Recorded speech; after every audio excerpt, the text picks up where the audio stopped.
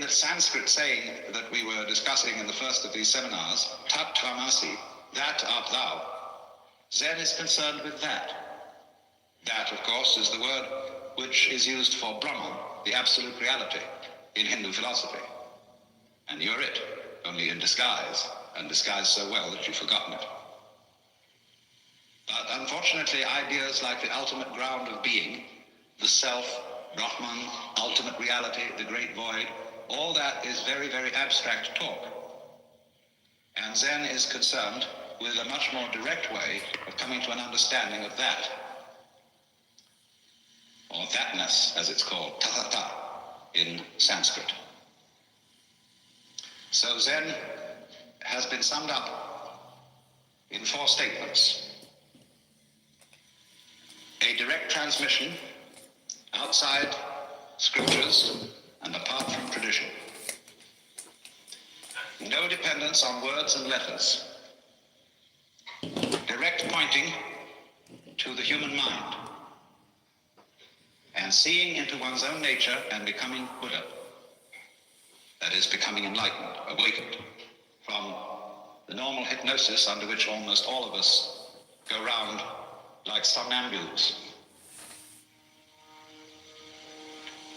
It's extraordinary how much interest has existed in Zen in the United States, especially in the years since the war with Japan.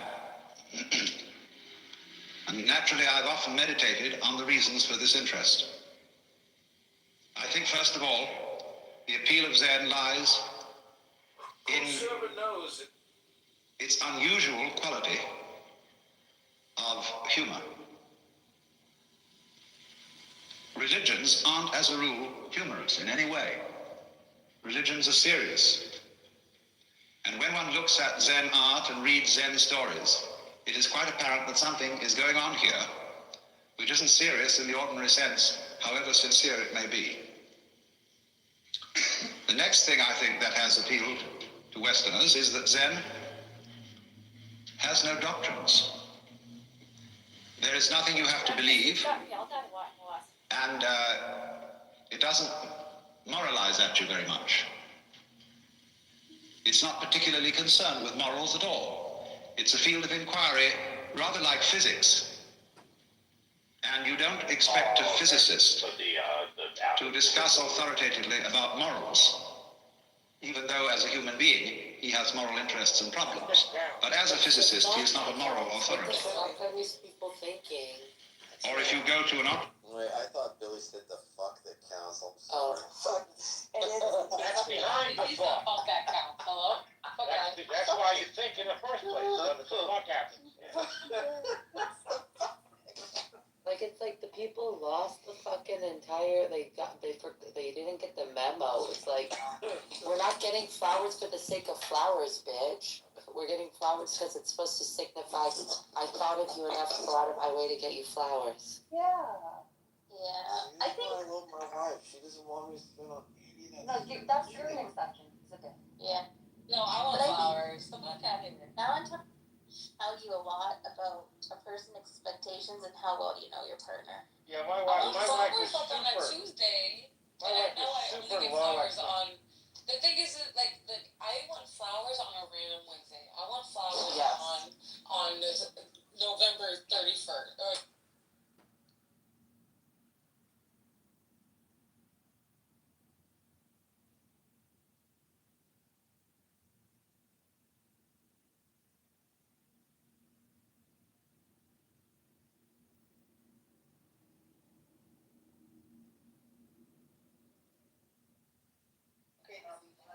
Start that bitch bright early. Early, I ain't even go to sleep. I ain't about to die.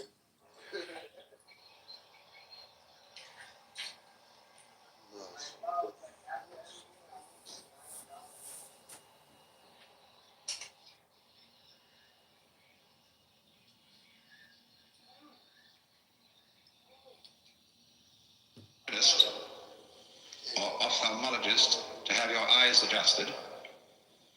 That is so you can see clearly. And Zen is spiritual ophthalmology.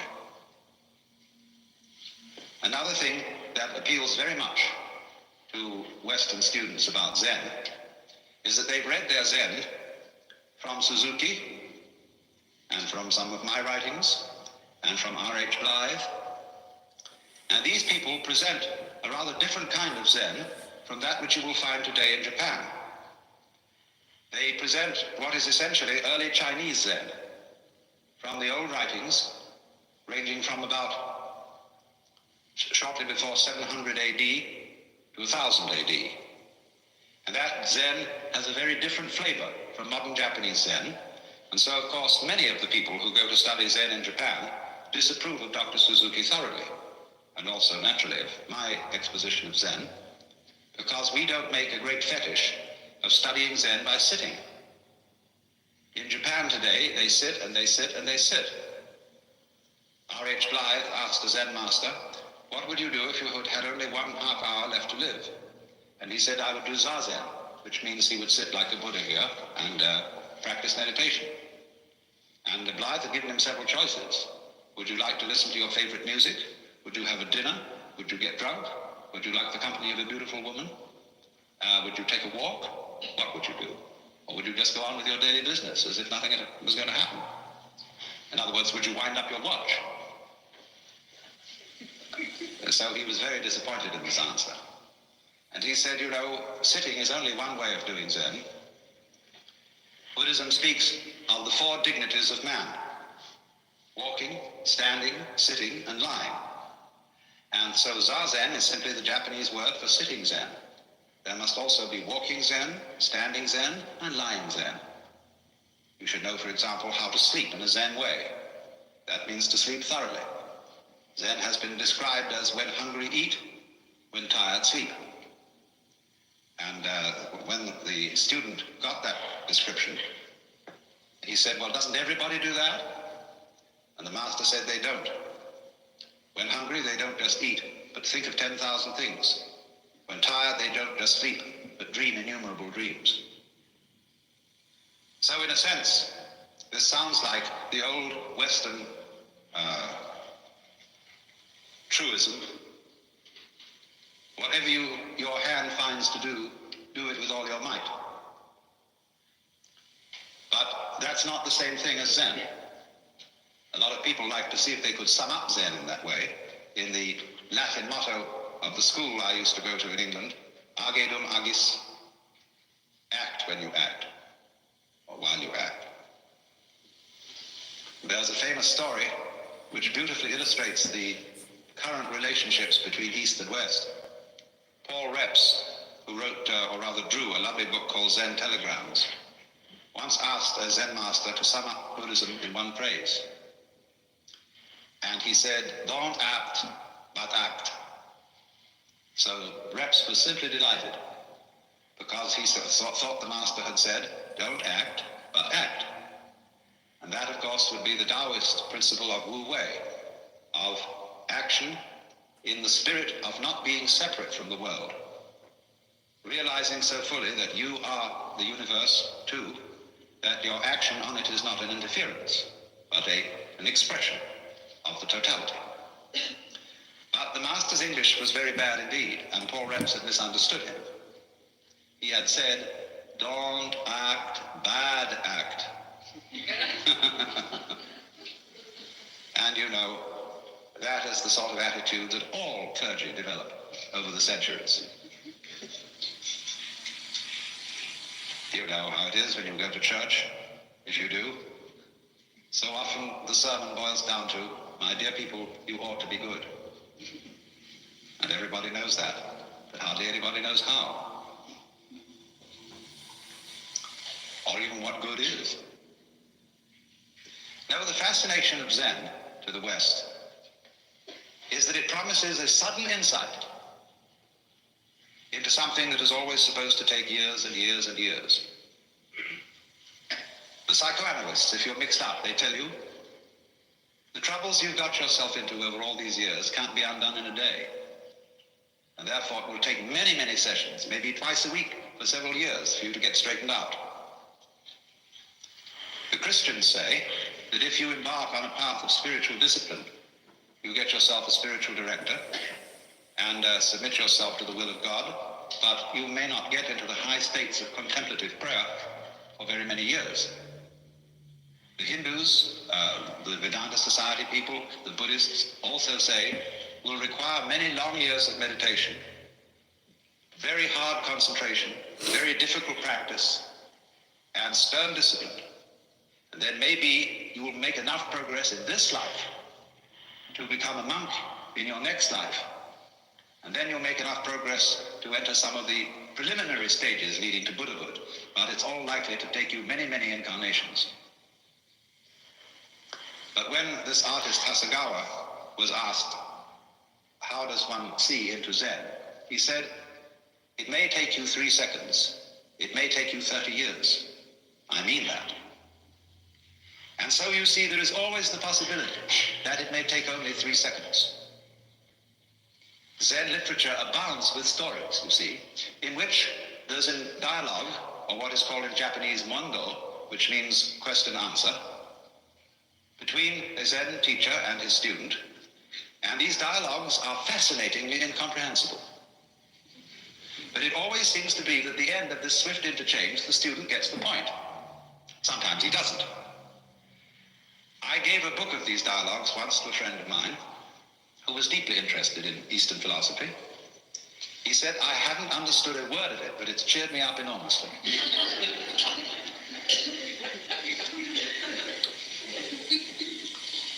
So this book called the Mumonkan, which means the barrier with no gate, or the gateless gate, contains such stories as the student, I say student rather than monk, because Zen students are not monks in our sense of the word monk. Our monks take life vows of poverty, chastity, and obedience. And to make the grade, you're expected to spend your whole life in a monastic state.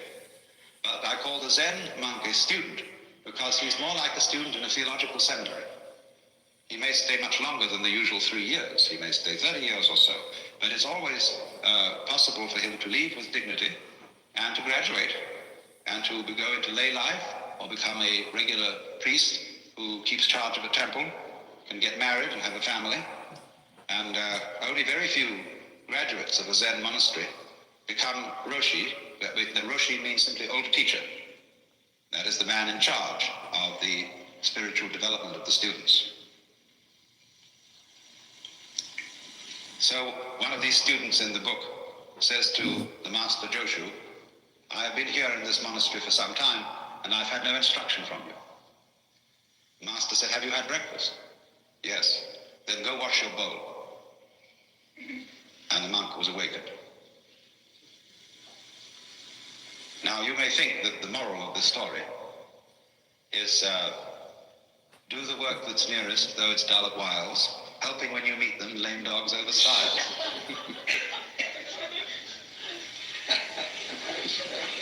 Or that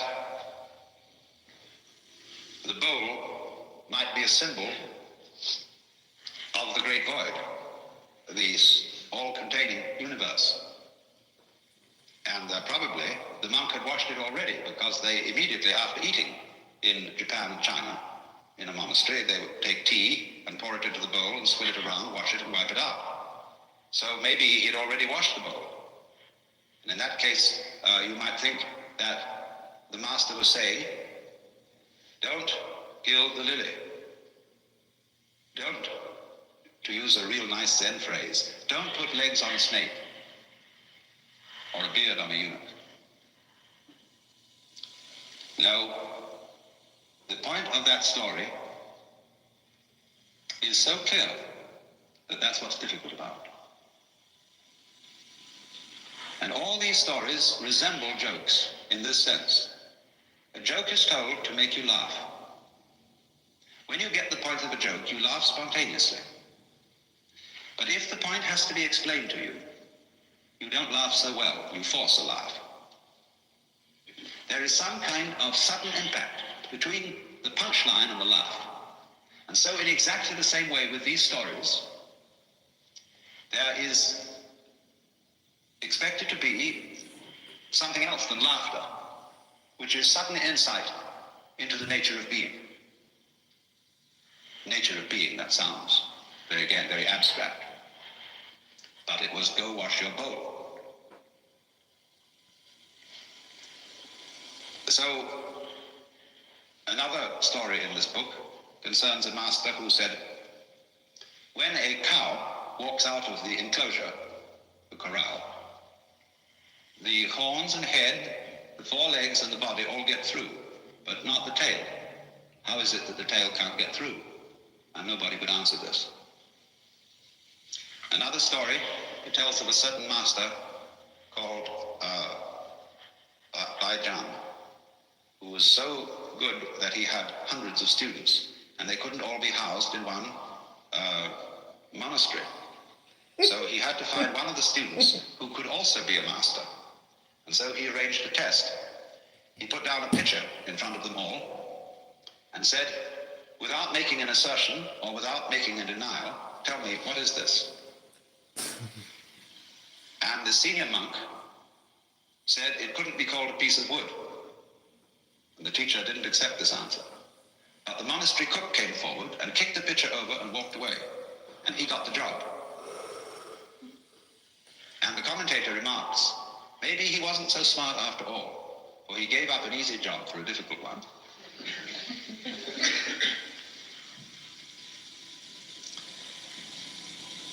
When an inquirer about Zen came to a master,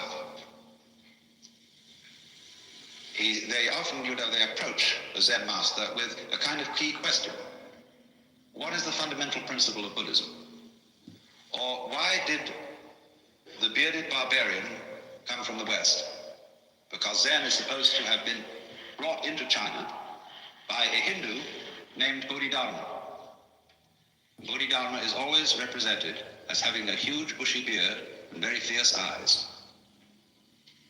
Now, Bodhidharma always insisted that he had nothing to teach. And so, why did he come? That's one of the fundamental questions. You might say to me, I've often said when I'm giving a lecture, I'm not trying to improve you. I'm not trying to persuade you to a certain point of view. That is to say, like a preacher would convert somebody. In fact, I have nothing to tell you at all. Because were I to presume that I had something to tell you, I would be like a person who picked your pocket and sold you your own watch. So you might say, then why do I talk? You might ask the sky, why are you blue? The clouds, why do you float around? Birds, why do you sing? And we've been busy trying to invent explanations for all this. And so there's this great Zen saying.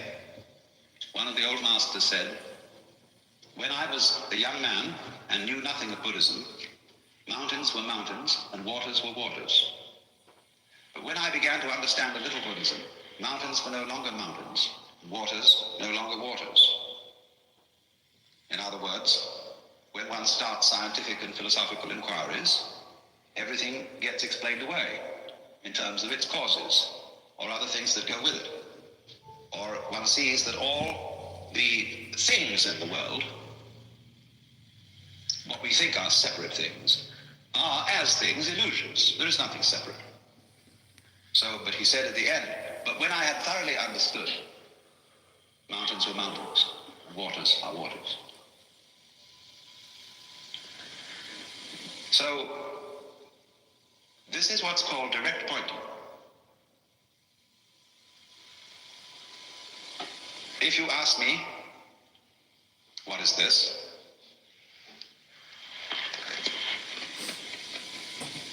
Is one answer.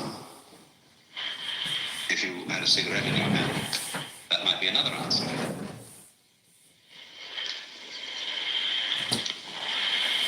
A Zen master was once talking with me, and he said, when water goes out of the wash basin, down the drain, does it go clockwise or anti-clockwise? And this was all phrased in the middle of a very ordinary conversation. And it just seemed like a speculative question. And I said, oh, it might go either. He said, no, like this. Now he said, which came the first, egg or hen? I said, now he said, that's the one.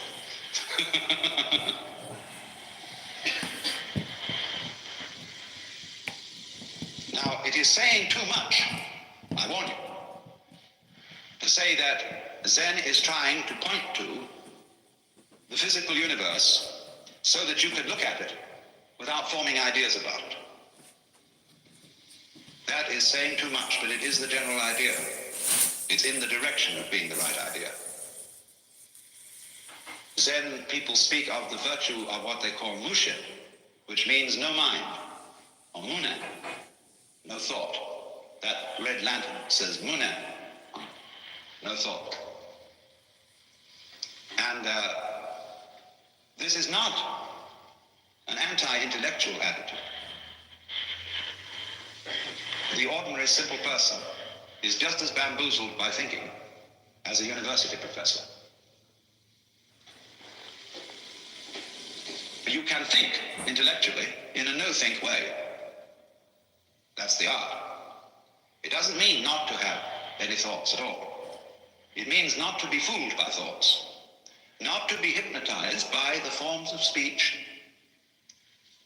and images that we have for the world, not to be hypnotized by them into thinking that that is the way the world really is. So if I say this is a fan,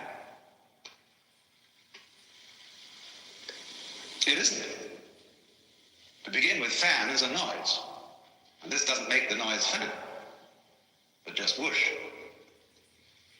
But it can be many other things than a fan. It could be a back scratcher. Very well. All sorts of things. Don't let words limit the possibilities of life. Actually, this fan has an inscription on it, written by a Zen master who is 100 years old. And it says, I don't understand, I don't know anything about it. So that goes back to the story of Bodhidharma, that when he first came to China, sometime a little before 500 AD, he was interviewed by the Emperor Wu of Liang.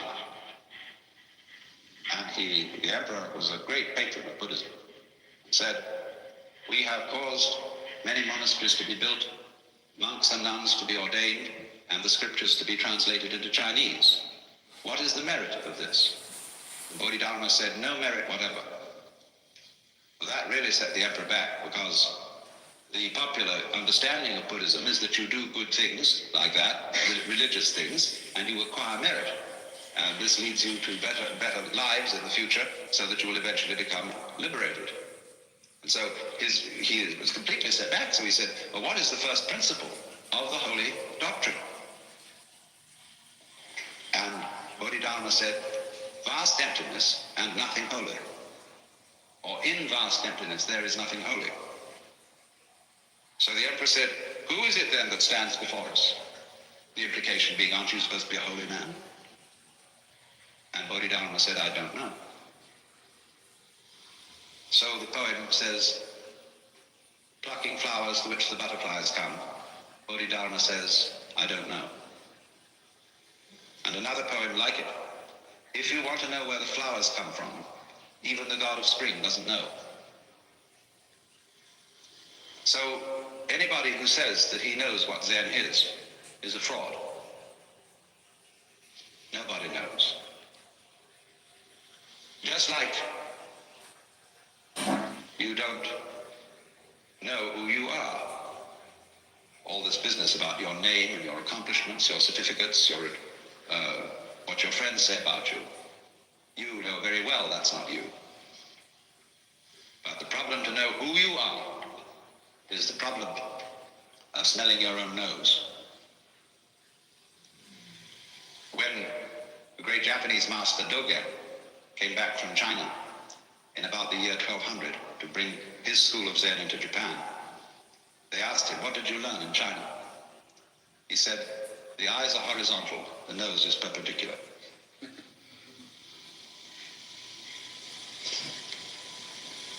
But this man went on to write a tremendous book about Zen. They're so contradictory, these people. Don't expect consistency out of a Zen master. Big book called the Shobo Genzo. And I talked with the Zen master about this book in Japan. And he said, that's a terrible book. It explains everything so clearly. It gives the show away. He said, you don't need any book for Zen. The sound of the rain needs no translation.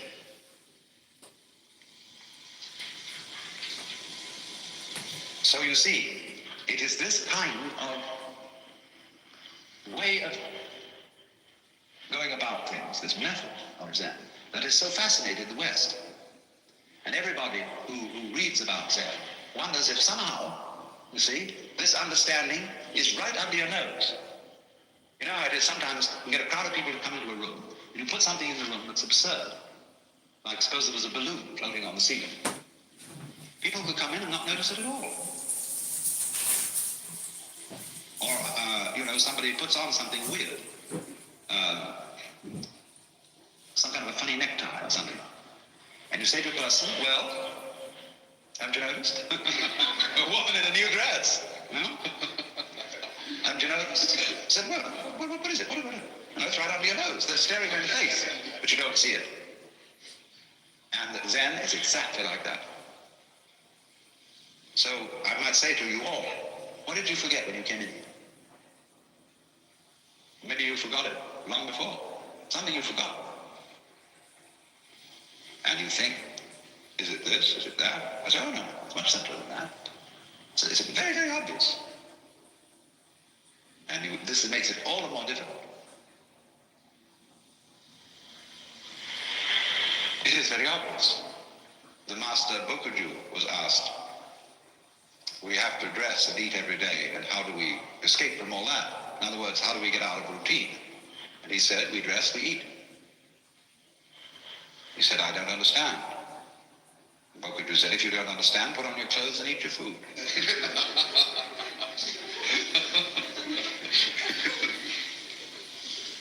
Another Zen master in quite recent times was interviewing a student. You see, all these stories I'm telling you are connected. And what I want you to do is to grasp intuitively the connection.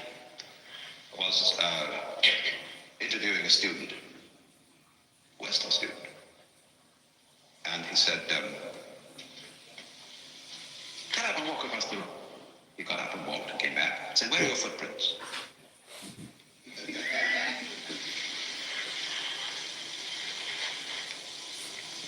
Another monk asked Joshu, what is the way? Tao in Chinese, the Tao. He said, your everyday mind is the way. How do you get into accord with it? He said, when you try to accord, you deviate. So, here is this extraordinary phenomenon. Now let me say, having presented you with all these fireworks, let me say a few sober things about Zen as a historical phenomenon, which we can put it in context with other things in the seminar we've been studying about the history of Oriental philosophy. Zen is a subdivision of Mahayana Buddhism. And as you know, that is the school of Buddhism which is concerned with realizing Buddha nature in this world. Not necessarily by going off to the mountains or by renouncing family life, everyday life, etc., as if that were an entanglement, but realizing in the midst of life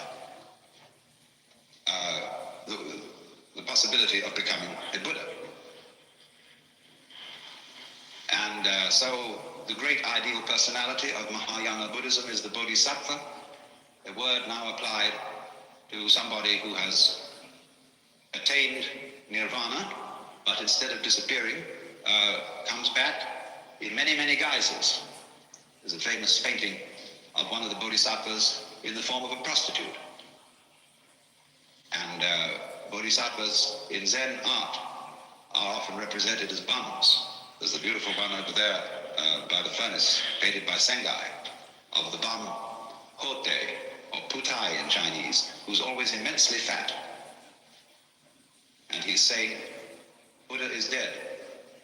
Maitreya who is supposed to be the next Buddha, hasn't come yet. I had a wonderful sleep and didn't even dream about Confucius. And he is just stretching and yawning as he wakes up. So, Zen is Mahayana, Indian Mahayana Buddhism, translated into Chinese, and therefore deeply influenced by Taoism and Confucianism. Zen monks brought Confucian ideas to Japan. And the origins of Zen lie actually around the year 414, at which time a great Hindu scholar by the name of Kumarajiva was translating with a group of assistants the Buddhist sutras into Chinese. One of his students taught that all beings whatsoever have the capacity to become Buddha, to become enlightened, even rocks and stones, and that even heretics and evil doers have the Buddha nature or Buddha potentiality in them. And everybody said he was a dreadful heretic. But then a text called the Nirvana Sutra came from India, which said precisely that. So everybody had to admit that this man was right. He also began to teach that awakening must be instantaneous. It's a kind of all or nothing state. I don't mean that there aren't degrees of its intensity, but once you see the principle, you see the whole thing. As they say, when the bottom falls out of the bucket, all the water goes together. Those men then promulgated the way of sudden awakening. Bodhidharma came later, and he is supposed in legend to have been followed by a line of 6 patriarchs, of which he was the first. The second was named Eka, I'm using the Japanese pronunciation, who was formerly a general of the army. Then the third was Sosan, who wrote the Shinjinmei, which is the most marvelous little summary of Buddhism in verse. And so on until they came to Eno, the 6th patriarch. You know perhaps more familiarly his Chinese name, Huineng. The problem, you know, with what you read in books is that the spelling is terribly confusing. You see, this guy, Huineng, most people say Huineng. And they've also read a text called the Sutra of W.E. and they say Wai Lang. But this is simply the Cantonese way of pronouncing the same characters, and this is the Mandarin way. In Mandarin, Huineng becomes Wei Lang. In Cantonese, almost say Hui, Wei, Huineng, Wei Lang. And in Japanese, Eno. Totally confusing, but it's all the same man. And he died in 715 AD. He's the real founder of Chinese Zen. The man who synthesized the whole thing and was at least his collected discourses are contained in what is called the Platform Sutra. And any student of Zen should read the Platform Sutra. It's fortunately there's a new translation from the earliest form of the text done by Wing Tse Chan, published by St. John's University in New York. It's a Catholic university. But,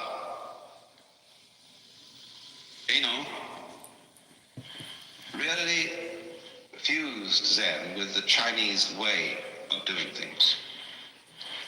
And he emphasized very thoroughly, do not think you are going to attain Buddhahood by sitting down all day and keeping your mind blank.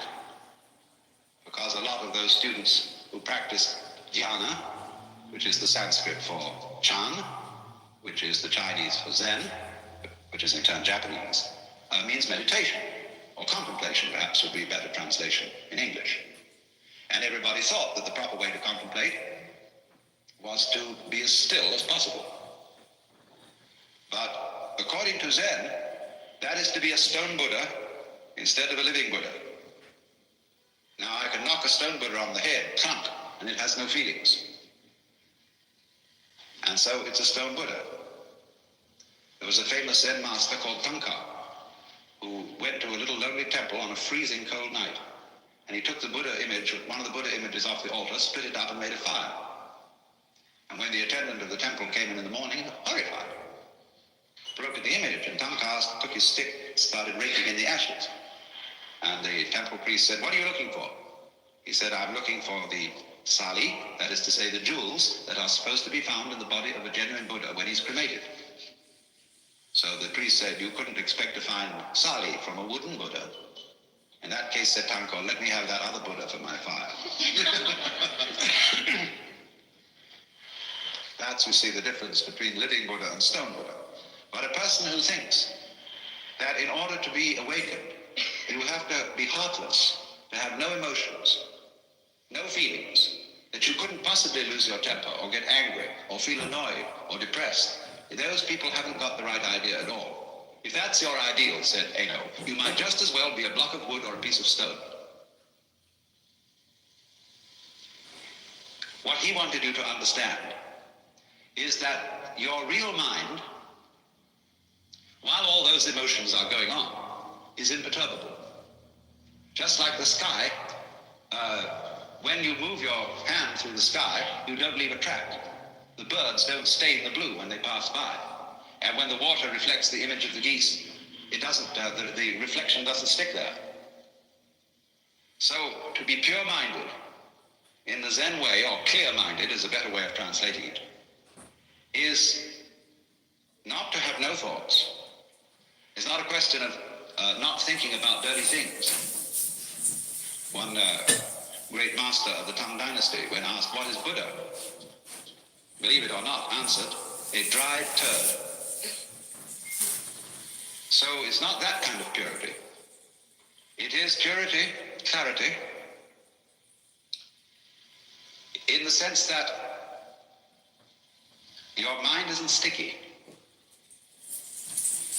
You don't harbor grievances. You don't be attached to the past. You go with it, with life. Life is flowing all the time. That is the Tao, the flow of life. And you are going along with it whether you want to or not. You're like people in a stream. You could swim against the stream, but you'll still be moved along by it. And all you'll do is wear yourself out in futility. But if you swim with the stream, the whole strength of the stream is yours. Of course, the difficulty that so many of us have is finding out which way the stream is going. But suddenly, as it goes, all the past vanishes, the future has not yet arrived. And there is only one place to be, which is here and now. And there is no way of being anywhere else, none whatever. If you understand that thoroughly, your task is finished. You then become instantaneous and also momentous. So this was Eno's principle. As I said, he died in 715, and he left 5 very great disciples who taught substantially the same sort of thing. But as things go, then they became, these disciples had disciples, and those disciples had disciples, and there's a genealogy. And Zen broke into what are called 5 houses. And these, some of them didn't go on. Zen went on in 2 main forms. One is called, by the Japanese, Rinzai Zen, after the great master Rinzai, who lived towards the end of the 9th century. And the Soto school comes from another line, and they have a slightly different emphasis. Soto is more serene in its approach, Rinzai more gutsy. Rinzai people use the koan method in Zen studies, Soto people don't, at least not in the same way. But this period between the death of the 6th patriarch, Eno, and about the year 1000, is the golden age of Zen. These were the really formative years. And after that, Zen began to decline in China. It became mixed up with other forms of Buddhism, and it suffered the fate of many, many forms of meditation type or yoga type discipline. It got a little bit sidetracked into occult and psychic matters, what are called in Buddhism siddhi, or the development of supernormal powers. For Zen, this is completely beside the point. But they did. It got involved with Chinese alchemy, with Taoistic alchemy, and all sorts of foolishness in that direction. But a very strong strain of Zen went to Japan. The first being in about 1130, the monk Eisai, and then about 1200, the monk I told you about, Dogen, who founded the great, beautiful, gorgeous, voluptuous monastery at Eiheiji, which exists to this day. Now, in this golden age of Chinese Zen, the main method of study was walking Zen, rather than sitting Zen. All monks were great travelers, and they walked for miles and miles through fields and mountains, visiting temples, to see if they could find a master who would cause their spark to flash, to get what is called in Mandarin Wu, or in Japanese Satori, or in Cantonese This always rather fascinates me, the way this character is written.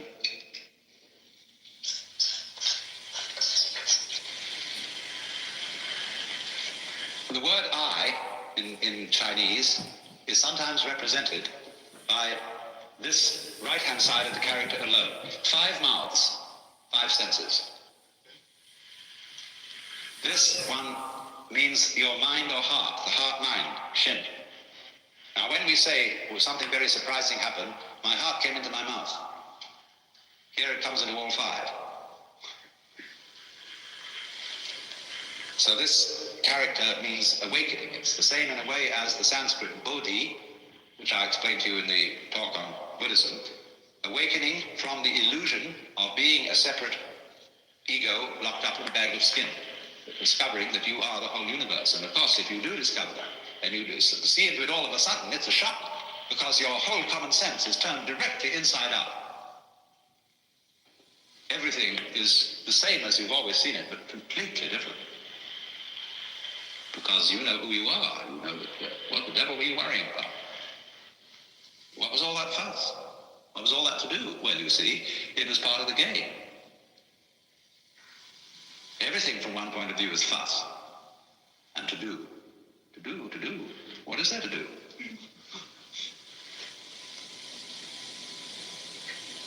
I must read you in the second session a poem by James Bradford called The Birds of America, which is all about that. But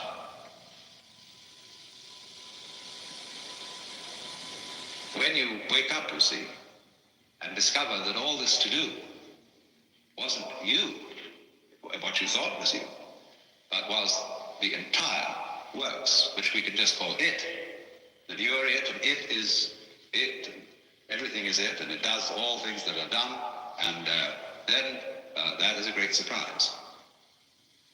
But it sounds tasteless. It sounds empty. It sounds void. Because if I say, well, you're all it, that is a statement without the slightest logical sense. Because we don't know what is it unless there's something that isn't it. But if it's both is, all is and all isn't, then we can't think about it. But nevertheless, it is highly possible to see that that's so, in a way that's so vivid it brings your heart into all your 5 mouths. Having discussed with you yesterday basic principles of what Zen is about, I'm passing on today to the more practical side of it. And this morning I'm going to discuss how Zen training is in a monastery, make various comments about it. And this afternoon, I'm going to discuss the tea ceremony and actually do it, because it's easier to show what Zen is than to talk about it. I mean, if you want to get the hang of it. As I said yesterday, a Zen monastery is not a monastery in the Christian sense. It's more like a theological seminary, except that it practices more than it teaches. A typical institution consists of a campus. And on the campus, there are many buildings.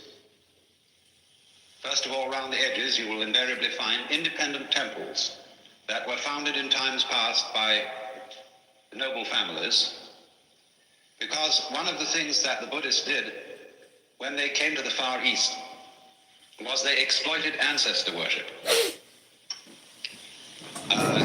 This was very clever of them. This being the great religion of China, the Buddhist priests performed services like requiem masses for the repose of the souls, or for good reincarnations for one's ancestors, and they made quite a thing out of that. And so they have memorial services for the departed, and that's one of the principal functions of temples in Japan. People don't go to temple in the same way as Westerners go to church. They make pilgrimages to temples, and say at a great temple like Eiheiji, you will find on a Sunday morning, or practically any morning, a swarm of about 500 people attending the 4 a.m. service of chanting the Buddhist scriptures. But they're kind of in and out of their temples. They have special services, they have memorial services, weddings, all kinds of funerals, or everything like that. But they don't have a parish kind of church community as we find it in the West. Although when Buddhism, through the Japanese immigrants, exports itself to the United States, they immediately copy the Protestant church institution and sing, "Buddha loves me, this I know, for the sutra tells me so." It's terrible. And all the young men, Nisei, who have never been in Japan, the one thing they can't stand is sutra chanting, because they don't know what it means, and the priests don't know what it means a lot of the time. And but it's beautiful to listen to, and they haven't got an educated Western ear yet to appreciate that kind of Oriental music.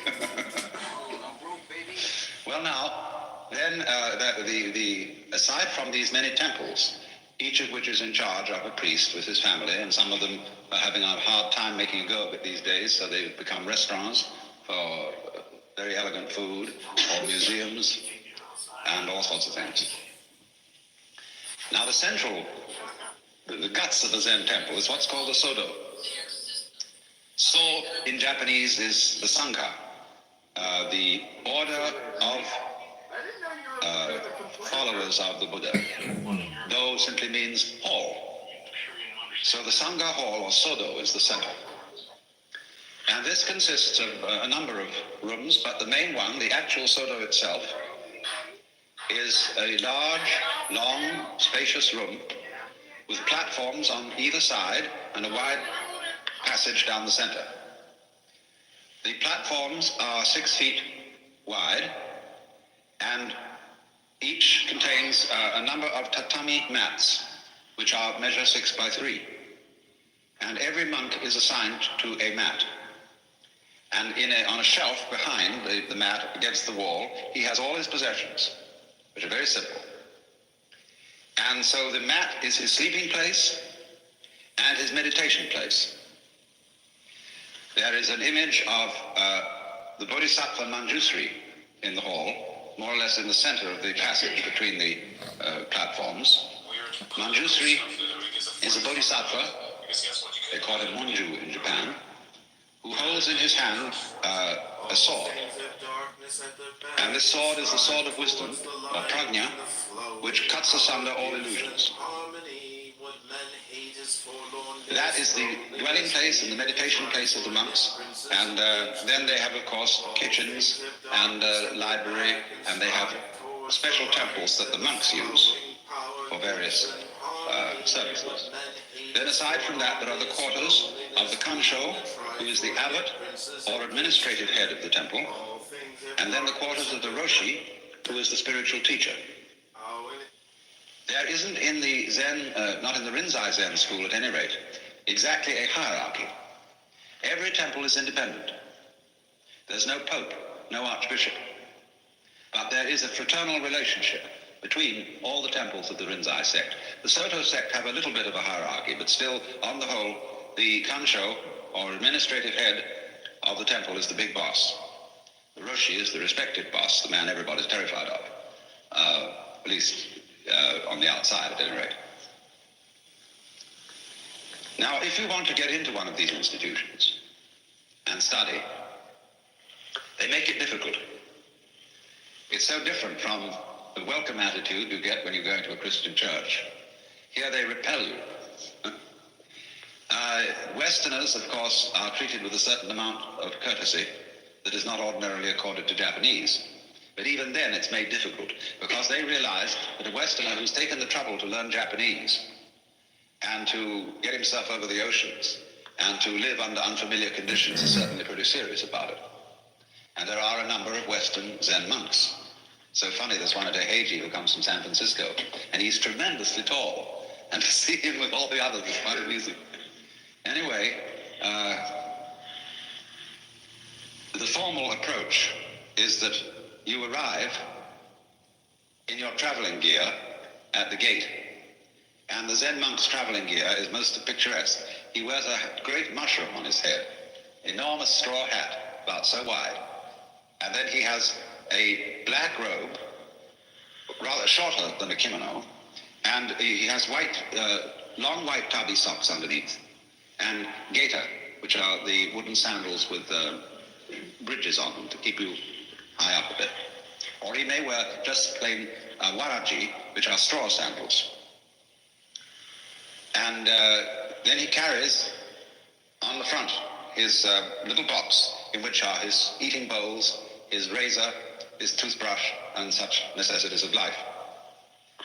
Well, when he arrives, he's told that the monastery is very poor, and they can't afford to take on any more students, and that the teacher is getting old, and it might tax his strength, and things like that. So he has to sit on the steps, and he puts his traveling box in front of him. He takes off his big hat, and he lays his head on the box, his forehead, and waits there all day. But he is invited in for meals to a special little guest house because no traveling monk can be refused hospitality. And he is admitted at night into this special place, but he is expected not to sleep, but to spend all night in meditation. In olden times, this went on for at least a week or 10 days to test this fellow out.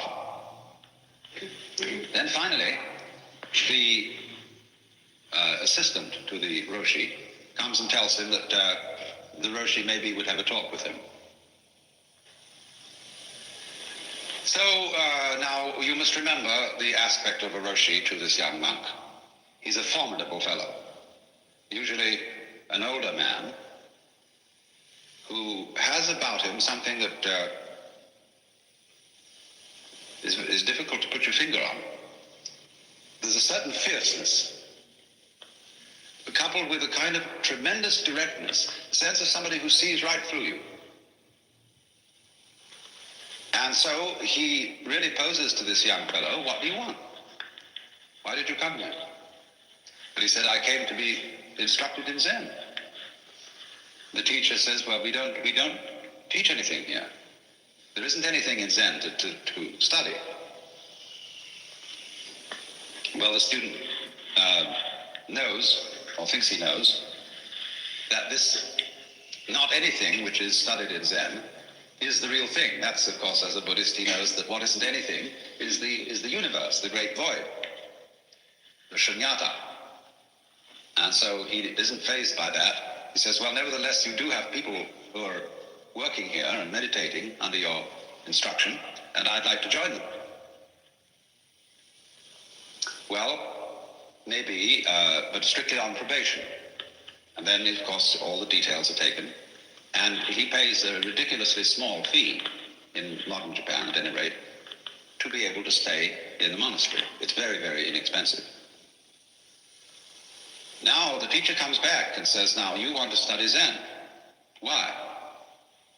Well, because I'm oppressed by the rounds of birth and death, in other words, by the vicious circles of life in which I find myself, by suffering, by pain, and so on, and I want to be emancipated. The teacher says, who is it that wants to be emancipated? Well, that's a stopper.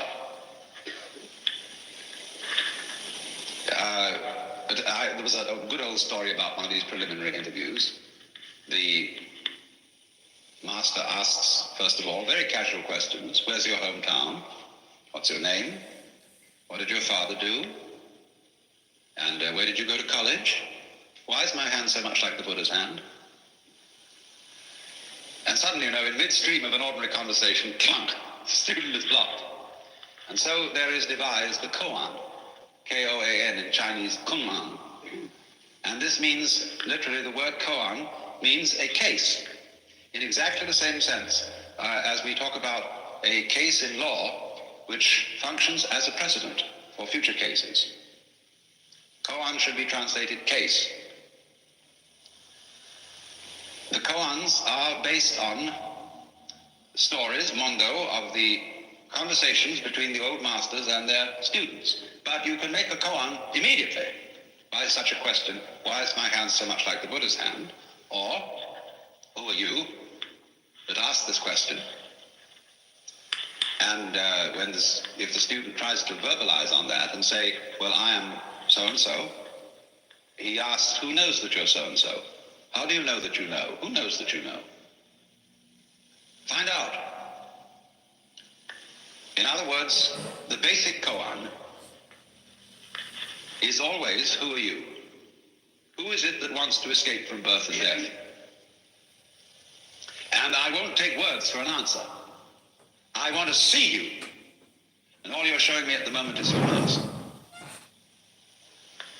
So then the student is sent back to the monk's quarters, the sodo. And the chief of the sodo is called the jikijitsu, is then put in charge of him.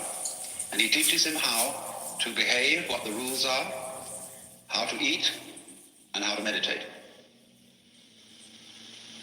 In the Zen sect, they sit on padded cushion about the thickness of the San Francisco telephone directory, which is an admirable substitute. And then, with crossed legs in the lotus posture, with the feet resting on the thighs, like you always see a Buddha, they sit for half-hour periods. That's supposed to be the length of time it takes for a stick of incense to burn. And then, when wooden clappers are knocked together, they all get up and they walk round and round the room, quite fast, kind of pace. And this keeps you awake. Then, at a given signal, they go back and meditate again. And constantly there is a monk, one on each side, carries a long, flat stick, shaped almost like this fan, in the sense that it's thin at one end and rounded at the other. And if this guy sees a monk who is slouching or sleeping or goofing off in some way, he very respectfully bows before him, and the monk rests his head on his knees, and this fellow takes the stick and hits him vigorously on the shoulders, here, like this. Now, most apologists for Zen say, this is not punishment, it's simply to keep you awake. Don't you believe it? It's, I've investigated this, and it's the same as the sort of British boys' school, only it doesn't have the erotic qualities that the British floggings do. The Zen people are cool about it, but it is a kind of a fierce thing. Well, anyway, the point of the meditation, the Zazen, is that perhaps at the beginning one does nothing more than count your breathing. So many breaths in counting in tens. Just to allow your thoughts to become still. Zen people do not close their eyes when they meditate, nor do they close their ears. They keep their eyes on the floor in front of them, and they don't try to force away any sounds that are going on, or any smell, or any sensation whatever. Only they don't think about it. And this can become an extraordinarily pleasant occupation. All the little sounds of distant traffic, of birds, of somebody carpentering somewhere and a hammer going, dog barking, or especially rain on the roof, gardens. They don't block that out. But as time goes on, instead of counting breathing, they devote themselves to the koan problem, which the Roshi has assigned.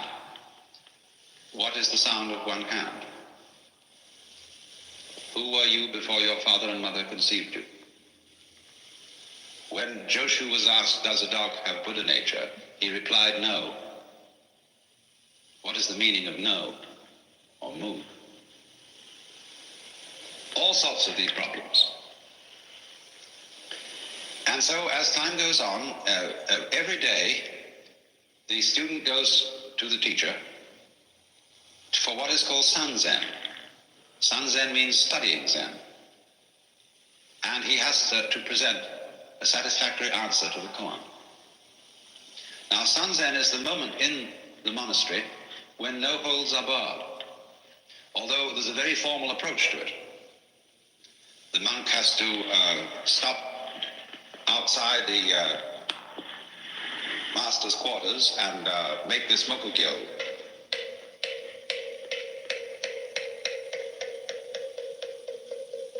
He does that 3 times. And at a signal from the master, which is ringing a bell in reply, he goes in and sits down in front of the master and bows right down to the floor, and then sits up. And he repeats the koan that he's been given.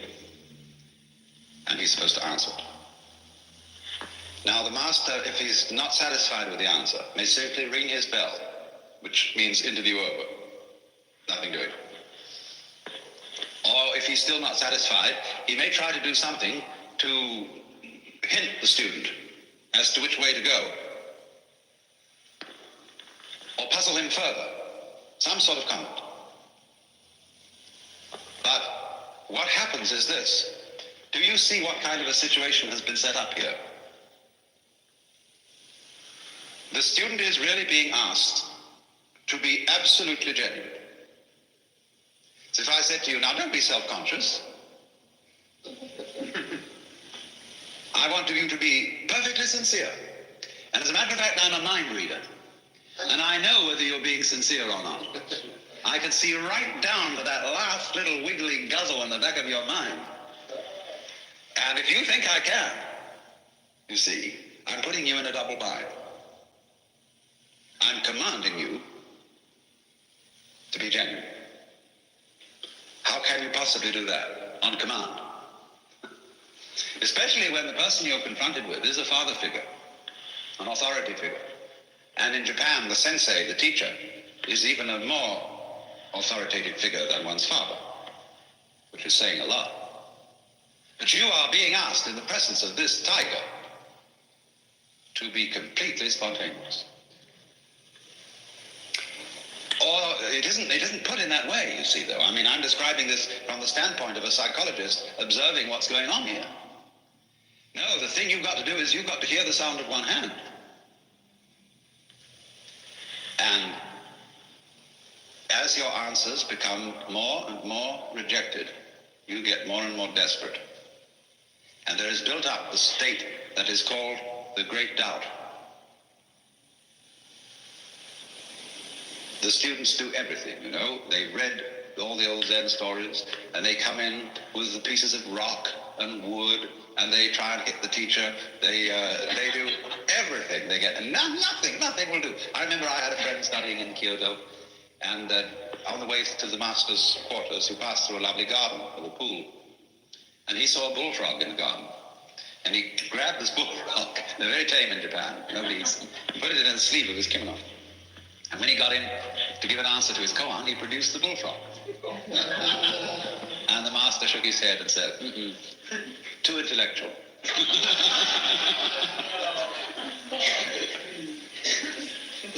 Of course, he meant not so much what we mean by intellectual, but too contrived, too premeditated.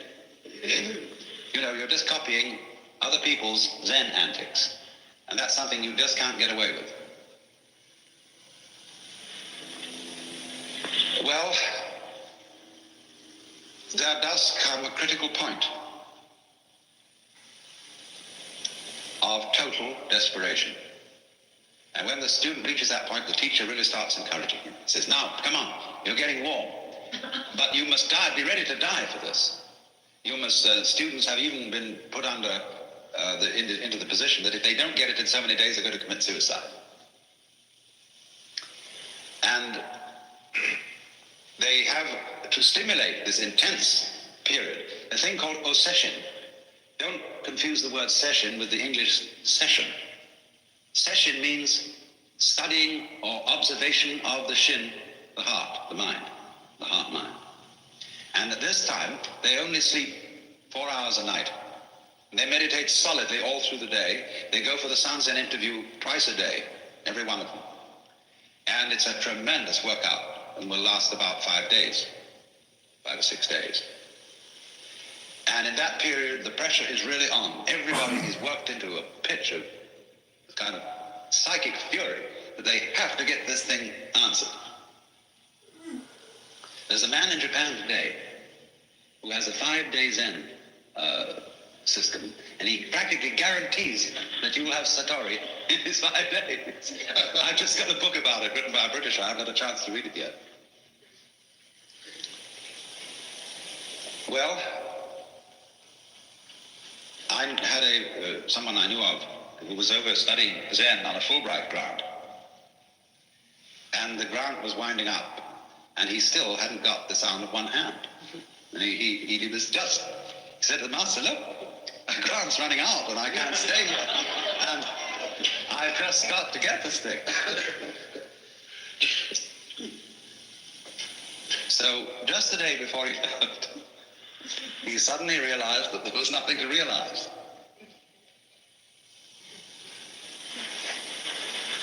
And that was it. You know, here he had spent his whole life thinking that there's something deficient in me. See, there's something wrong. Something I ought to find out to get this problem of life cleaned up. Well, you know what you do. Rinzai, the old Chinese master, said, Zen teaching is like using an empty fist to deceive a child. Or like trying to stop a child crying by giving it a yellow leaf. See, the child wants gold. And so you give it an autumn leaf and say, dear darling, there's some gold. Be all right. Or with your closed fist, you say, what have I got here? The child comes and tries to see and pull your fingers open, then you hide it behind your back and under your leg and behind the chair. The child gets absolutely fascinated. The longer you keep this up, the more the child is sure there's something real goody inside the hand. And then at the end, nothing. And that's Zen.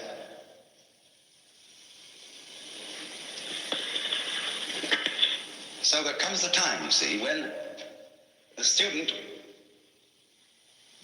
can go in front of the master and not give a damn. Because he's seen the point.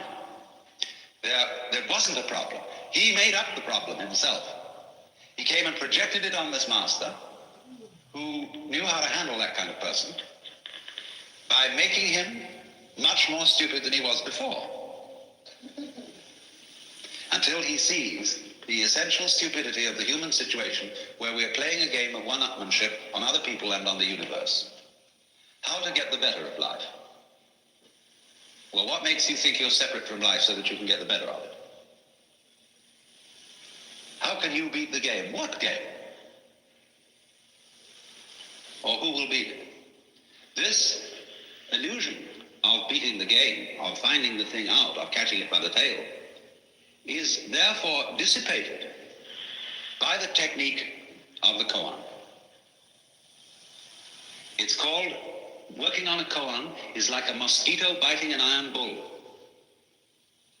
It's the nature of the mosquito to bite. It's the nature of an iron bull to be unbitten. Or they say it's like swallowing a ball of molten lead. You can't swallow it down. You can't cough it up. You can't get rid of this thing. That's the great doubt, you see. But this is an exaggerated form of what everybody is ordinarily trying to do, to beat the game. So at that moment, the student has heard the sound of one hand, or discovered who he was before father and mother conceived him, or what no means. So the teacher says, good. Now, you have found the frontier gate to Zen. You put your foot in at the door, and you're across the threshold. But there's a long way to go. And now you have found this priceless thing out, you must redouble your efforts. So he gives him another koan. Now the student may be able to answer that one instantly, because it's simply a test koan. See, there are 5 classes of koans. And the first class is what you call the Hinayana koans, and the other 4 are the Mahayana koans. Hinayana is to reach nirvana. Mahayana is to come back and bring nirvana into the world as a bodhisattva. So once you get the great void, you see, there's nothing to catch on to. You are the universe. It doesn't matter whether you live or die. That's nirvana. All clinging to life, everything like that, you see then that it's hopeless. And you give it up, not because you think you ought to give it up, because you know there is no way of catching it. There's nothing to catch hold of. There's no safety in the cosmos. So you just have to give up. Then, the next class of koans are such things as asking for miracles. In that class comes, take the 4 divisions of Tokyo out of your sleep. Or stop the booming of a distant bell. Blow out a candle in Timbuktu.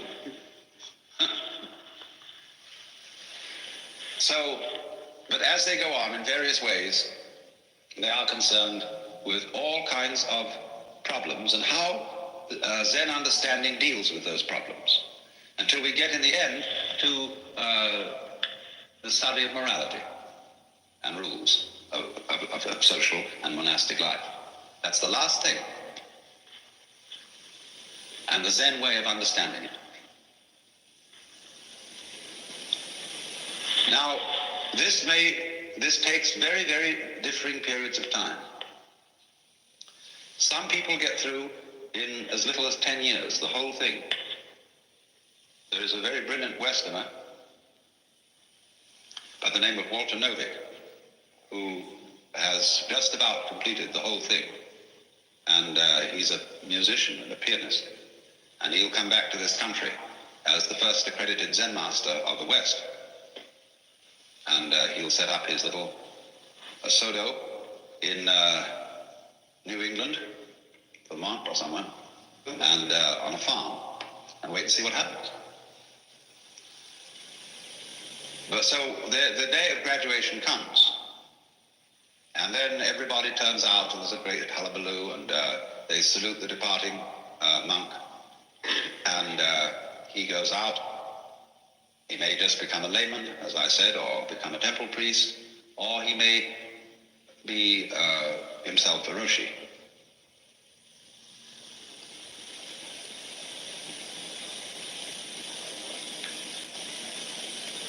Well now, the essential of this whole system, as you see,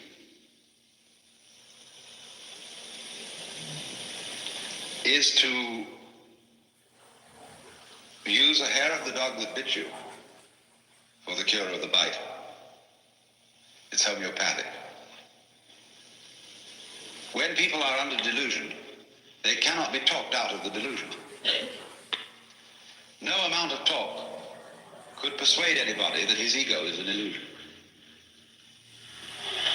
Because he knows it's there. He knows I am I. And simply won't believe you if you tell him that this is nothing but post-hypnotic suggestion. So the only way to convince a fool of his folly is to make him persist in it. As Blake says, the fool who persists in his folly will become wise. By some psychiatrists I know, who, when they get a person who overeats and is tremendously fat, the first thing they do is they make them put on 15 more pounds. And get an alcoholic terribly drunk. Oh, and sick and just as awful as could be, you see. Really make him go at it. See, that's a method that's used. Sometimes works, sometimes doesn't. It's a rather desperate method. Rather dangerous method. Zen is dangerous too. People could easily go crazy under this sort of strain without a good advisor. Well, it is clear, of course, that this method of Zen training is most unsuited to the modern age. And this is witnessed too by the fact that the temples are relatively empty.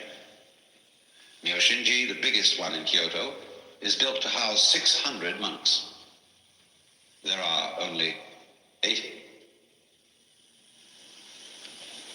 And you might think that was quite a crowd, but it isn't compared with the old days.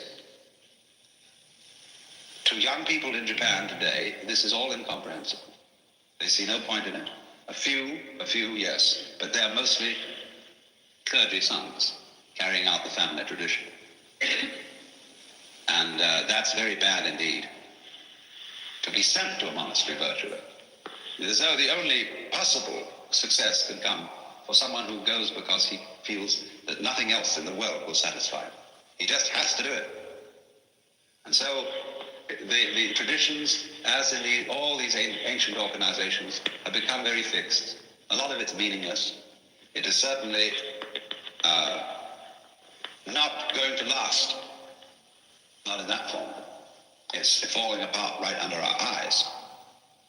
It's old and it's set in its ways. Also, since the time of Hakuin, the koans have been given fixed answers. That is to say, there is a sort of prescribed way in which to answer, and you've got to hit on the right one. And then after you've answered it, you have to find a poem from a little book called the Zenrin Kushu, which means the Zen Forest Anthology. And there are little couplets, and you've got to find one which represents the meaning of your koan. I mean, you know, take the 4 divisions of Tokyo out of your sleeve. Nothing could be simpler.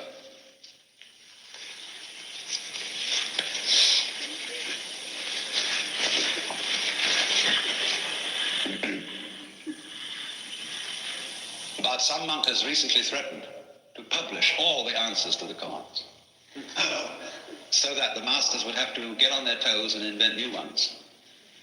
I know a Roshi who invents new ones. He pounces on all his students are college students, and he pounces on them with, what's the first letter in the dictionary? Things like that. And the moment they open their mouths, they start to, no, too late.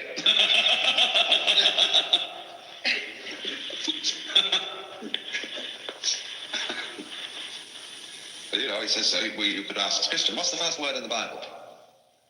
And things like that. It becomes much more lively, you see, when there is this quick interchange of the teacher and the students. But in modern idiom, who the devil wants to know about Joshua's Moo anymore? Or some ancient fellow's questions, couched in language, incidentally. This is part of the problems they have. The language of these poems is very archaic. I mean, what is the sound of one hand? Well, there's a Chinese proverb which says, one hand won't make a clap. So if you don't know that proverb, if that proverb is in everyday use, and I say to you, what is the sound of one hand? Then it has some sense. But there are all kinds of, shall I say, references, allusions in the old stories. And they therefore don't necessarily fit our world or the Japanese world today. You have to take the koans out of everyday life, things that are going on now, you see. It's like asking, what's that man who advertises Schweppes, Commander Whitehead? Why has Commander Whitehead no beard? So, there was, though, you see, there was a division in the history of Zen. There was a critical point in the 17th century when there were two very great masters, Hakuin and Bankei. Now, the 17th century is tremendously important in Japanese history because that was a time of what you might call the democratization of culture.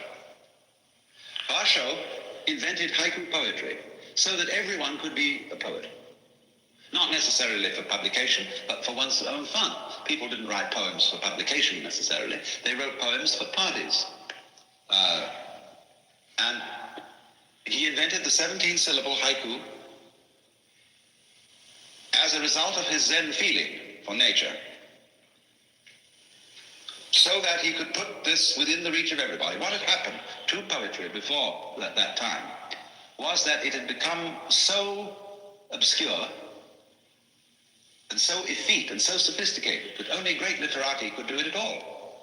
This happened to Chinese poetry. There were so many references to other poems. It was like reading T.S. Eliot. You know, the four quartets. You could get an annotated four quartets showing you the sources of all the phrases he's borrowed. And sometimes you have to know the source in order to see what he means by it. And all shall be well, and all shall be well, and all manner of things shall be well. All right, that's straight from the Revelations of the Divine Love by Dame Julian of Norwich. But whoever would know that? You have to understand the scene she was digging in order to know really what Eliot's getting at in that all shall be well. And he's full of that. He quotes the Bhagavad Gita. He quotes everybody. Well, this is so if we all had to write that way, nobody could be a poet unless he was a great scholar. So Basho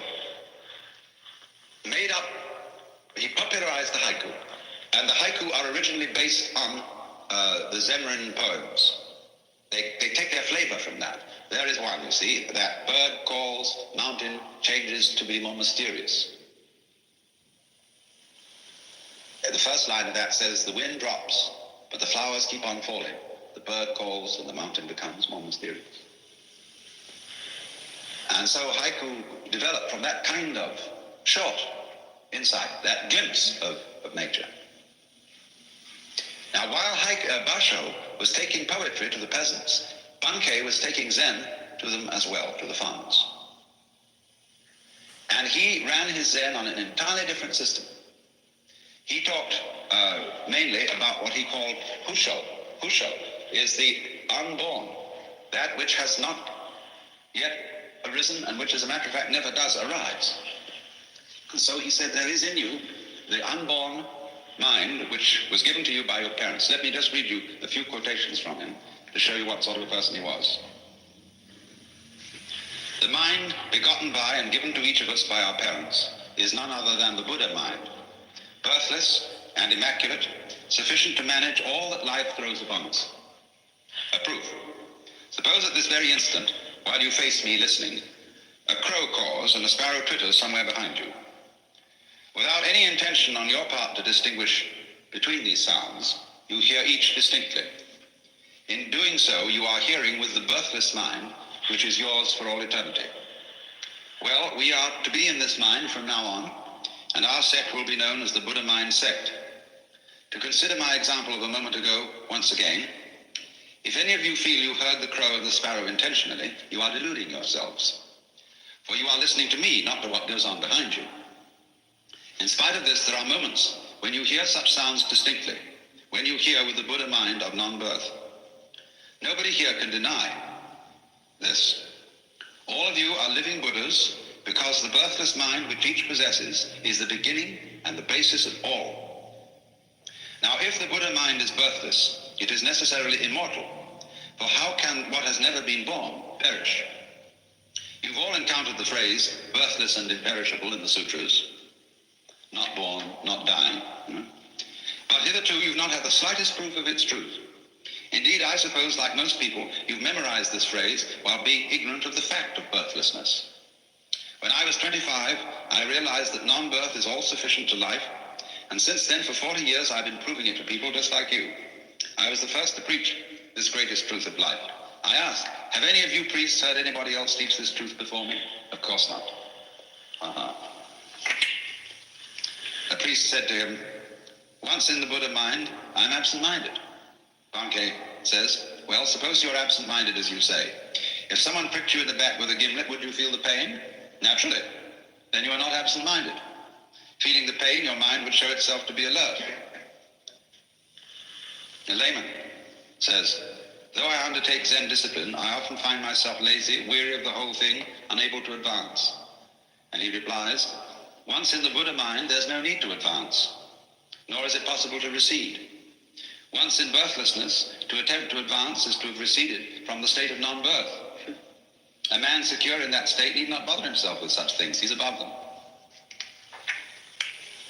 The Buddha mind in each of you is immaculate. All you've done is reflected in it. But if you bother about one such reflection, you're certain to go astray. Your thoughts don't lie deep enough. They rise from the shallows of your mind. Remember that all you see and hear is reflected in the Buddha mind and influenced by what was previously seen and heard. Needless to say, thoughts aren't entities. So if you permit them to rise, reflect themselves, or cease altogether as they're prone to do, and if you don't worry about them, you'll never go astray. In this way, let 100, nay 1,000 thoughts arise, and it's as if not one has arisen. You will remain undisturbed. The only thing I tell my people is to stay in the Buddha mind. There are no regulations, no formal discipline. Nevertheless, they have agreed among themselves to sit in Zen for a period of 2 incense sticks daily.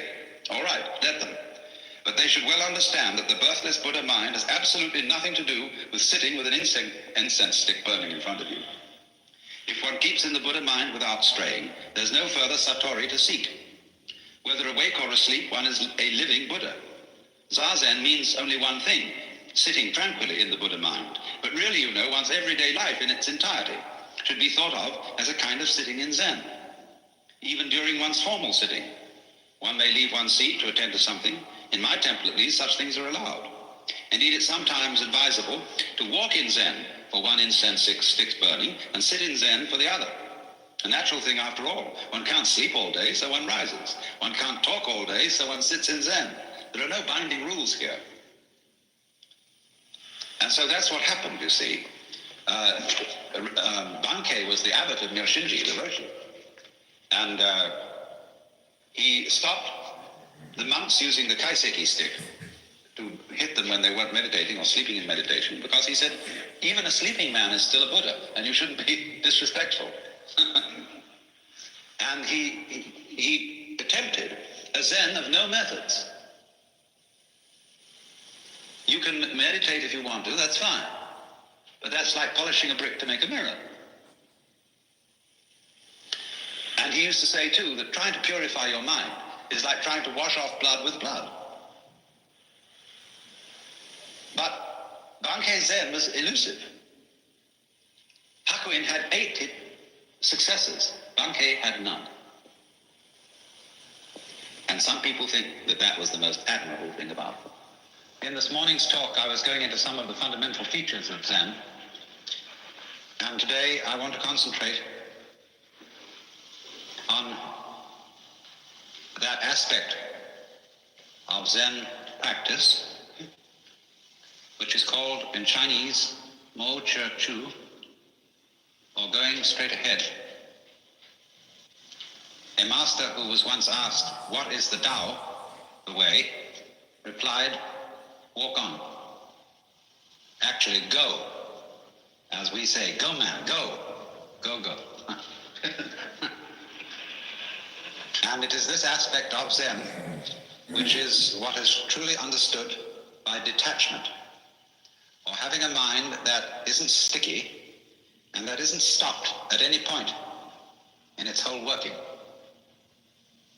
To be stopped at a certain point is what is called having a doubt, as when one fumbles or wobbles or hesitates about something, trying to find the right solution for the circumstances by thinking it out in a situation where there really is no time to think it out.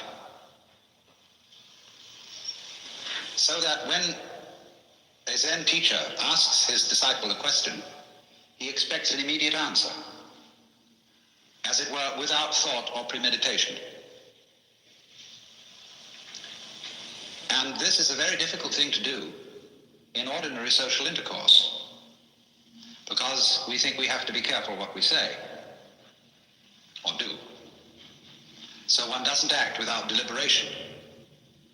But they speak in Zen, they use a phrase, to have a mind of no deliberation. And they also speak of a kind of person, a man who doesn't depend on anything. That is to say, on a formula, on a theory, on a belief, to govern his action. And this person who doesn't stick anywhere is like Dante's image at the end of the Paradiso, where he says in the presence of the vision of God, "But my volition now and my desires were moved as a wheel revolving evenly by love that moves the sun and other stars." And the image of the wheel, which is not too tight on its axle and not too loose, that is really with the axle, is the Zen principle of not being attached, not being sticky. It's very difficult for us to function in that way because we've been brought up to believe that there are two sides to ourselves. One, the animal side, and the other, the human and civilized side. And these are expressed in what Freud calls the pleasure principle, which he classifies with the animal side, with the id, and the other, the reality principle, which he puts on the side of society and the superego.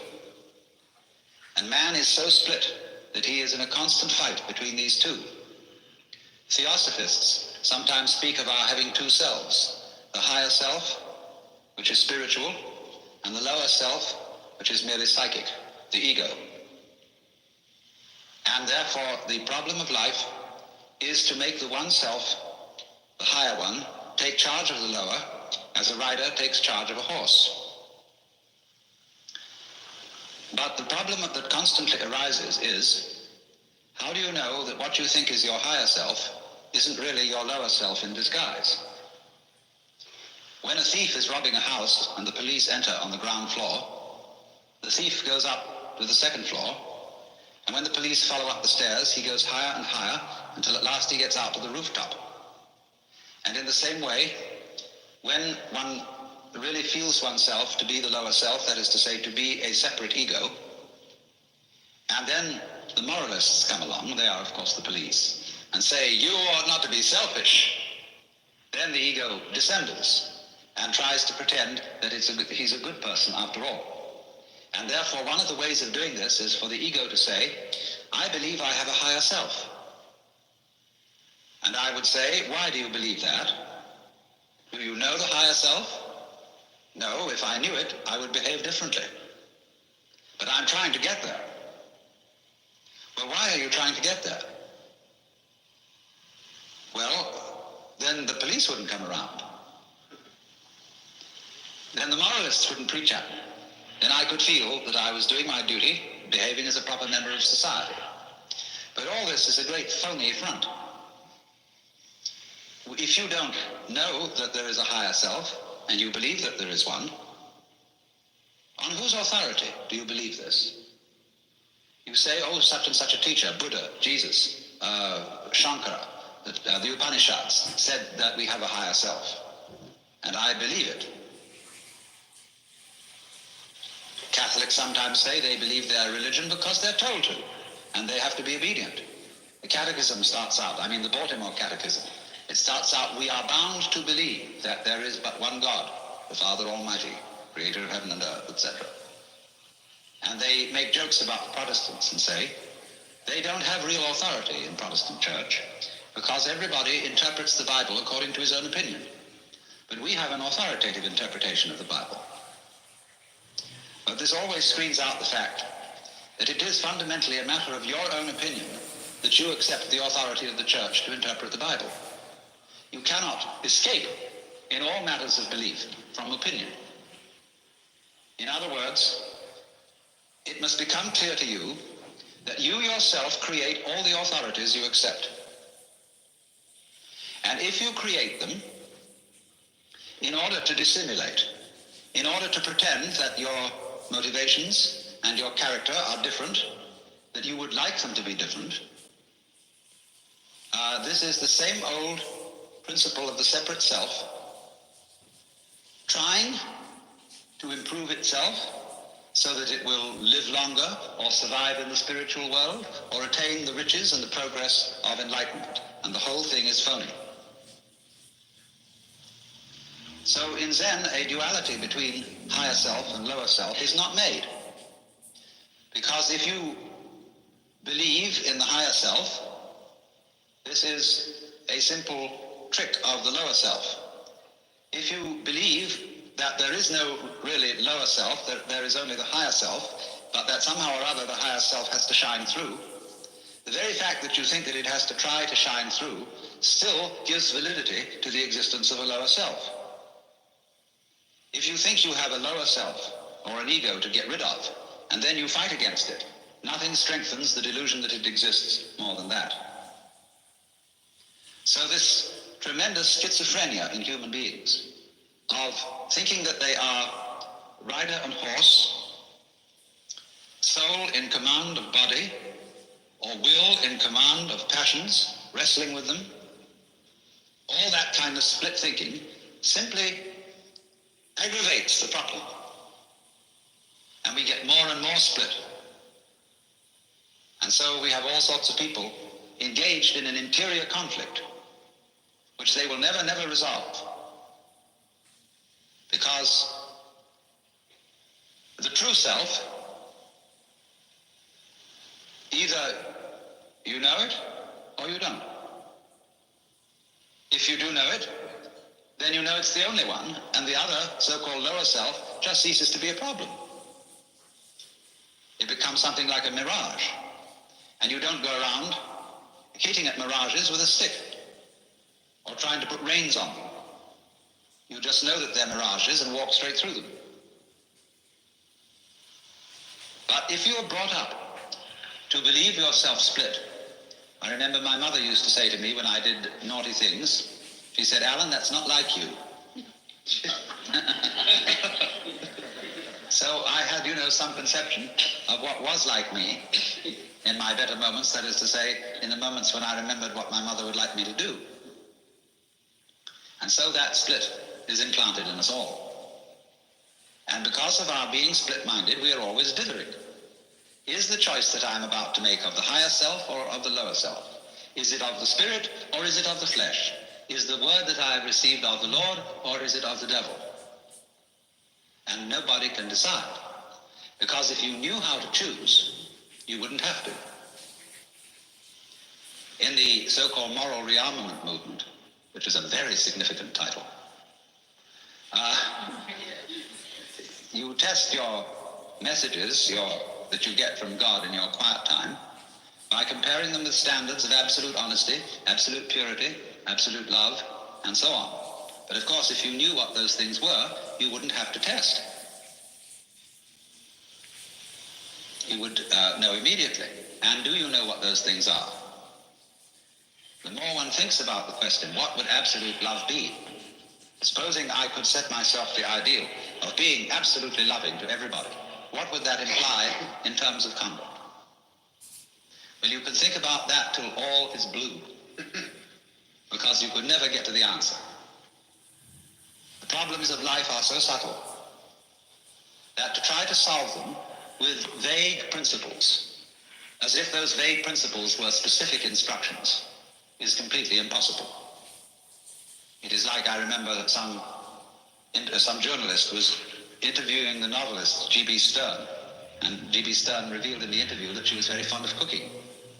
And the interviewer said, "Have you any special secrets about cooking that you would like to divulge?"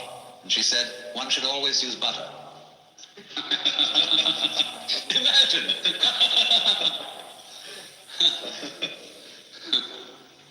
Buttered peaches.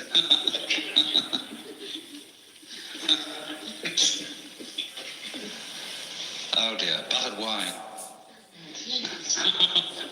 So on. So, it is important to overcome split-mindedness. But what is the way? Where can you start from if you're already split? A Taoist saying is that when the wrong man uses the right means work in the wrong way. So what are you to do? How can you get off it and get moving? Fundamentally, of course, you have to be surprised into it. Winthrop Sargent, not so long ago, interviewed a great Zen priest in Kyoto, who posed to him the question, "Who are you?" And he said, "Well, I'm Winthrop Sargent." And the priest laughed. "No," he said, "I don't mean that. I mean, who are you really?" Well, then he went into all sorts of abstractions about his being a particular human being and so on, who was a journalist and so on, and the priest just laughed and said, "No." Then the priest just tossed off the conversation, and a little later made a joke, and Sargent laughed, and he said, "There you are." There was an army officer who once came to a Zen master and said, "I have heard a story about a man who kept a goose in a bottle, and it was growing very rapidly, and he didn't want to break the bottle and he didn't want to hurt the goose, so how would he get it out?" The Zen master didn't answer the question at all, but simply changed the subject. Finally, the officer got up to leave, and he went over to the door, and suddenly the Zen master called out, "Oh, officer!" And he turned around and said, "Yes?" The master said, "There, it's out."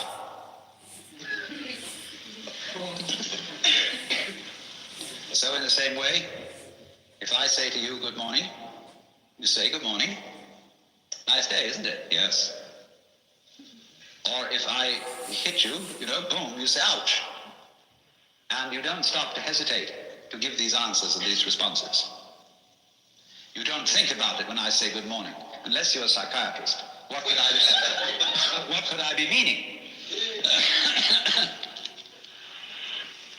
And so you respond. So in exactly the same way, that kind of response, which doesn't have to be a deliberate response, a response of a no deliberating mind, is a response of a Buddha mind or an unattached mind. But you must not imagine that this is necessarily a quick response, because if you get hung up on the idea of responding quickly, the idea of quickness will be itself a form of obstruction.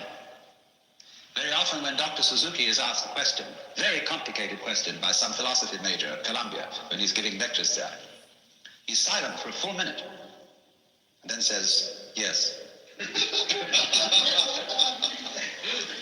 And this is exactly as spontaneous a response as it would be if he had answered immediately. Because during the period of silence, he is not fishing around to think of something to say. He is not at all embarrassed at being silent or at not knowing the answer. So, if you don't know the answer, you can be silent. If nobody asks a question, you can be silent. There's no need to be embarrassed about it or to be stuck on it. But you cannot overcome being stuck if you think that somehow you would be guilty if you were stuck. When you are perfectly free to feel stuck or not stuck, then you're unstuck. Because actually, nothing can stick on the real mind, just as I said this morning, birds, when they move in the sky, don't leave any track. And you will find this out if you watch the flow of your thoughts. There is an expression in Chinese which means the flow of thoughts, or what we call in literary criticism, stream of consciousness. And they put the character for thought like this 3 times.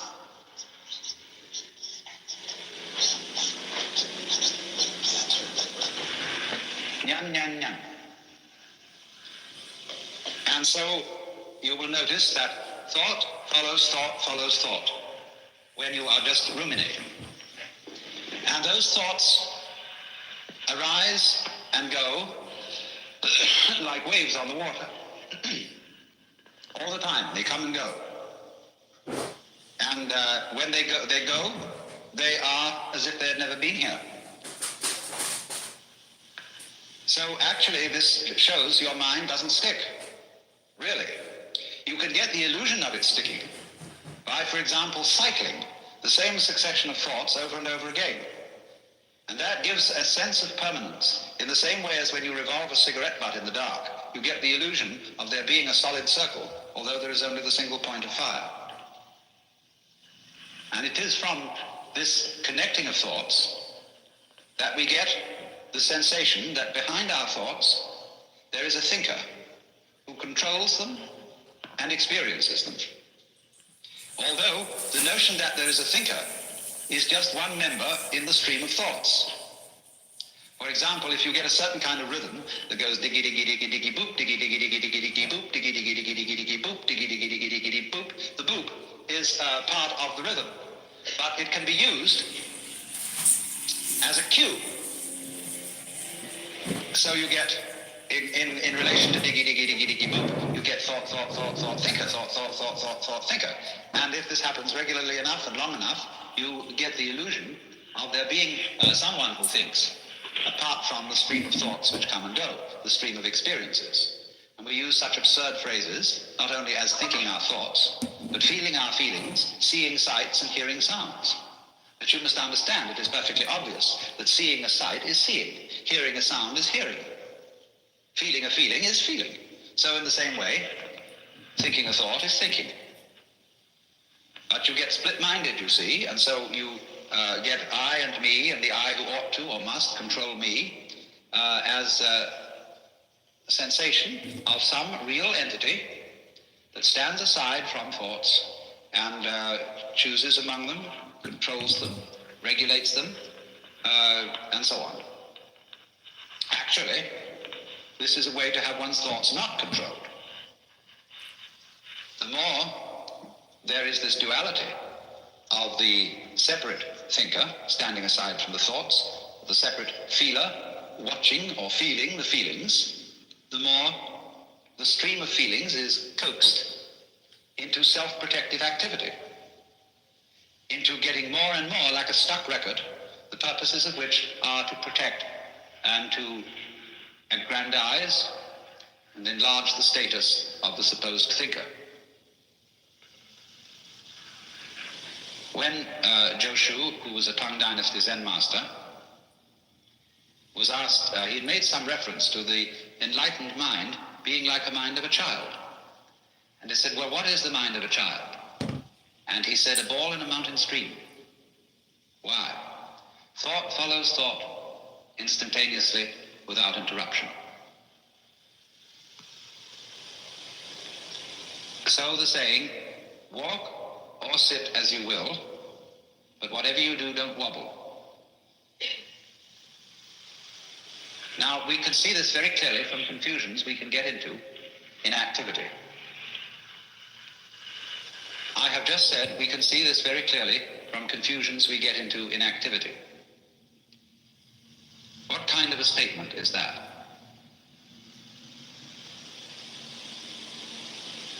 When I raise the question, what kind of a statement was it that I just made, I'm beginning to talk about talking. And one can do that, provided you don't try to do it while you're making the original statement. If I want to say something about what I've just said, then I must do it later, mustn't I? But not at the same time. I cannot say you are a fool, and at the same time say, I'm giving you an insult in so many words. I cannot say, or in mathematics, I cannot write down a certain equation, and as I'm writing it down, simultaneously state what kind of an equation this is. Unless, of course, I invent an exceedingly complex language, which talks about itself as it goes along. But in the ordinary way, people get completely mixed up by that. In the middle of being about to say to somebody anything, you start to think about whether this is the right thing to say, and you start wobbling. You get, in other words, too much feedback. And too much feedback makes any mechanism go crazy. So in the same way, when you are very, very aware of a difference between the deeds and the doer while doing the deeds is always sort of commenting on them, the doer never really gets with it. In other words, you are about to strike a nail, and you wonder, as you are about to hit it, is this the right place to put it? And so you probably hit your thumbnail instead of the nail, because you don't go right through with hitting that nail. This is not saying, let me mark this again, it is not saying that there should be no criticism of thought. But if you criticize thought while thinking, as if there were a critic thinker standing aside from the stream of thought, then you get all balled up. And that is exactly what happens in the process of attachment, or what are called in Buddhist thought klesha, which mean disturbing confusions of the mind. And you see, this kind of confusion is something to which the human organism is peculiarly liable, because the human organism has language, you see, thinking is silent language. And I mean language in the most inclusive sense of the word, not only words, but also images and numbers, notation. Just because then we can talk about anything, we can talk about talking, we can talk about thinking, we can talk about ourselves, as if we could stand aside and say, said I to myself, said I. All we are actually doing is making a second thought, or thought stream, which comments on the one that went before. And then pretending that the second stream is a different stream than the first. That's because there are built into our minds all kinds of phony images about memory. We think, for example, of memory by analogy with engraving. In order to remember something, we write it down. And so we have a flat and stable piece of paper, and we make marks on it with a pencil, and they stay there. So we begin to think, is mental memory something of the same kind? Is there something stable upon which the passage of thoughts makes an impression? We say, he impressed me very much. This was a lasting impression on my mind. As if we were tablets. Indeed, the philosopher Locke used the expression tabula rasa, or clean slate, to describe the mind of a child. This is a mind which has not yet collected any memories, as if there were some sort of surface which accumulated these things and preserved them, and that's me. But you see, this superstition is related to a much more ancient superstition, that the world consists of two elements, one of which is stuff and the other of which is form. This is a myth based on a model of the world which is fundamentally ceramic. God formed Adam out of the dust of the ground. And so there is a stuff, and so there are forms engraved in it or imposed on it or stamped on it like a seal is stamped on wax. The endless problems that arise from this, that is to say, how form can relate to stuff. What is stuff like apart from form? What is form like apart from stuff? All those problems which have bothered people for centuries are based on asking the question in the wrong way, on having used the wrong image for the process. Actually, since nobody ever saw a piece of shapeless stuff, and nobody ever saw a piece of stuffless shape. The whole thing really is saying that they are the same. And there isn't any necessity even to think of a difference between them. Even the contrasting words, form and substance, or form and matter, are a nuisance. There is process. There is the flow of thought. And the flow of thought doesn't have to happen to anyone. Experience does not have to beat upon an experiencer.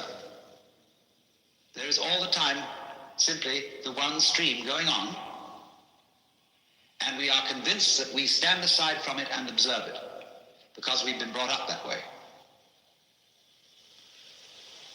But you know, in your stream of thought and experience, I am an object, and a very fleeting and passing one.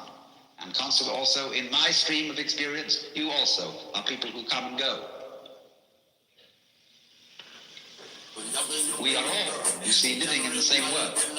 We think there is me and there is an external world around me, but I am in your external world and you are in my external world. And if you think about that, you see we're all in one world, going along together. There isn't really the internal and the external. There is simply the process. So, it's very important to get rid of that illusion of duality between the thinker and the thought. So one of the koans, or meditation problems of Zen, is who is it that is carrying your corpse around? Find that fellow. Find out who is the thinker behind the thoughts. Who is the real, genuine you? And so one of the methods that is used is shouting. The Zen master would say to a student, now, I want to hear you. I want to hear you say the word mu and really mean it.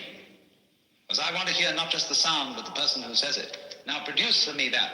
He says, mu! And the Zen teacher says, no, not yet. Mu! And he says, it's only coming from your throat. I want to hear your belly. You know? And always, you see, it'll never come while the person is trying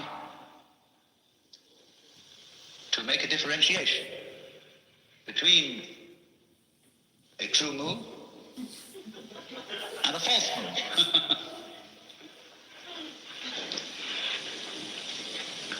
You have to, in other words, to act with confidence. You just do it. But since people are not used to that, it is necessary to set up protected situations in which it can be done. If we just, in the ordinary way of social intercourse, acted without deliberation,